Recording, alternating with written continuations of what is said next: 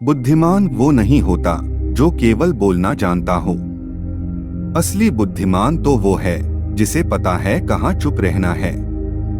उम्र थका नहीं सकती, ठोकरें गिरा नहीं सकती। अगर जिद हो जीतने की तो हार भी हरा नहीं सकती। जो इंसान डरता नहीं है वह अपनी ताकत का इस्तेमाल करता है, और जो इंसान बिल्कुल भी नहीं डरता वह अपने दिमाग का इस्तेमाल करता है। जहां आप कुछ नहीं कर सकते वहां एक चीज पक्का कीजिए, वो है कोशिश। तो आइए इसी पहल को एक कहानी के माध्यम से समझते हैं। एक राजा के सभी पड़ोसी राज्य उसके शत्रु हो गए थे। एक दिन सभी शत्रुओं ने एक साथ मिलकर उस राजा के राज्य पर आक्रमण कर दिया।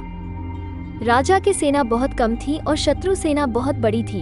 इस कारण कुछ समय में ही राजा की सेना के अधिकतर सैनिक शत्रुओं के हाथों मारे गए।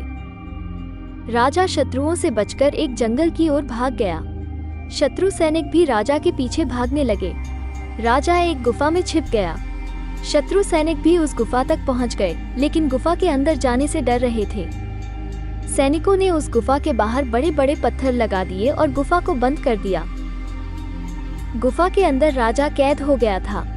राजा युद्ध में लड़ते हुए और फिर भागते हुए काफी थक चुका था। भूख प्यास की वजह से राजा की हालत खराब हो रही थी। वो सोच रहा था कि अब तो जीवन खत्म हो जाएगा। तभी राजा को अपनी माँ की एक बात याद आई कि बुरे समय में हमें हाथ पर हाथ रखकर नहीं बैठना चाहिए। अंतिम समय तक कोशिश करते रहने से ही मुसीबतों को दूर किया जा सकता है। माँ की सीख याद आते ही राजा ने गुफा के द्वार से पत्थर हटाने की कोशिश शुरू कर दी।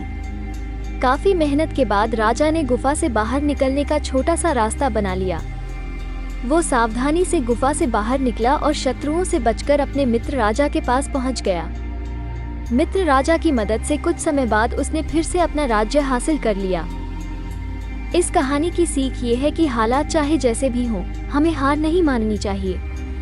अंतिम समय तक कोशिश करने से ही सफलता मिल सकती है और बड़ी बड़ी मुसीबतें खत्म हो सकती हैं।